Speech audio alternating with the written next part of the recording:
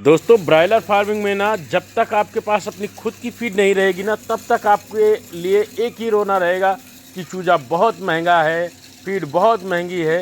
ये सारे तरह तरह के सवाल आपके मन में आते रहेंगे दोस्तों।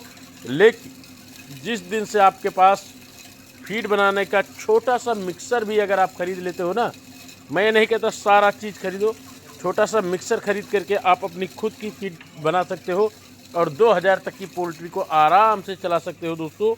उसमें कोई दो राय नहीं है, बहुत ही इजी है।